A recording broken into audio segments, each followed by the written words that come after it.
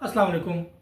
जब भी इंसान कोई सोचता है तो उसके ब्रेन के जो न्यूरॉन्स होते हैं वो फायर करते हैं, और ये जो फायर होती है ये इलेक्ट्रिक होती है। और जो इंसान के दिल के अंदर जो जज्बात होते हैं उनके अंदर कशिश होती है, तो ये मैग्नेटिक हो गए। तो फिज़िक्स की ज़ुबान में क्या कहा जाता है, जो सोच है वो इलेक्ट्रिक हो गई, जो इमोशंस हैं जज्बात हैं वो मैग्नेटिक हो गए। तो दोनों मिलकर क्या बने, इलेक्ट्रोमैग्नेटिक। कि हर इंसान के दिल के गिर्द एक इलेक्ट्रोमैग्नेटिक फील्ड होती है जो कि उसको पॉजिटिवली या नेगेटिवली डिफाइन कर रही होती है। इसीलिए कहा जाता है कि आप बहुत गौर करें कि आप बहुत ज़्यादा किन लोगों की सोबत में बैठते हैं, क्योंकि ये वाली मैग्नेटिक फील्ड्स जो होती हैं ये जिसकी जितनी बड़ी होगी उसी तरह से आपको असरअंदाज करेगी।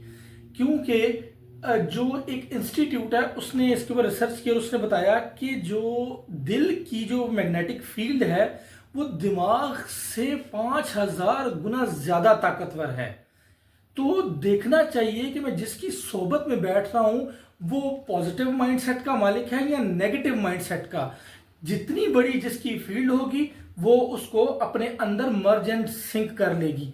कुरान पाक में क्यों कहा गया, मफहूम है कि कून मा सादिकीन का लफ्ज यूज किया गया कि सच्चों के साथ रहो। अब ये जो सच्चे लोग होते हैं ना, ये वो लोग होते हैं जो अल्लाह के साथ बहुत ज़्यादा मुखलिस होते हैं और अकॉर्डिंगली उनकी सोच और उनका जो दिल है वो इम्यून हुआ होता है और उनकी जो मैग्नेटिक फील्ड है वो पॉजिटिव होती है। और एक और जगह कुरान ने फरमाया कि मफहूम है कि आप इंसान ना एक अफसोस करेगा कि काश मैंने फलां फलां को अपना दोस्त ना बनाया होता। क्यों अफसोस ये करेगा, कि यही वजह होगी कि वो नेगेटिव मैग्नेटिक फील्ड की वजह से उसके साथ वो जो है एक काउंटर प्रोडक्टिव बिहेवियर की तरफ टिल्ट कर जाएगी उसकी लाइफ। तो ये हो गई फिजिक्स ऑफ रिलेशनशिप। अब आते हैं केमिस्ट्री ऑफ रिलेशनशिप, कि जैसी इंसान के अंदर सोच होती है हमारे जिस्म के अंदर, वैसा ही जो ब्रेन है वो केमिकल्स भी रिलीज करता है। अगर आप पॉजिटिव सोच के मालिक हैं तो आपका जो ब्रेन है वो रिलीज करेगा डोपामीन, सेरोटोनिन, ऑक्सीटोसिन, ये सारे के सारे क्या है, हैप्पी हार्मोन्स, पॉजिटिविटी को प्रमोट करते हैं। और अगर आप नेगेटिव सोच के मालिक हैं तो क्या होगा, कोर्टिसोल जो है वो रिलीज होगा, जो कि स्ट्रेस हार्मोन है, जिसकी वजह से स्ट्रेस लेवल बढ़ जाता है।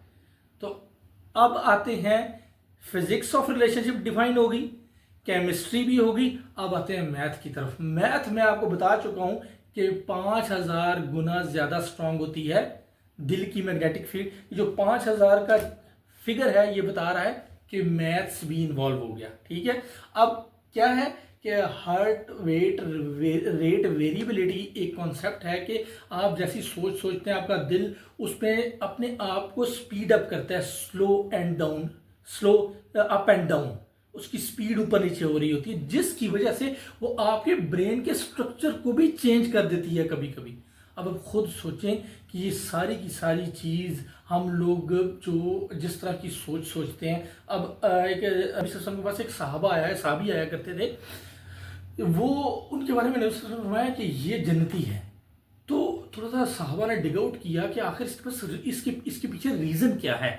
तो जब डिग आउट किया तो वो कहते हैं यार मैं कुछ भी खास नहीं करता, मैं जस्ट रात को जब सोता हूँ तो अपना सीना बेकीना कर लेता हूँ।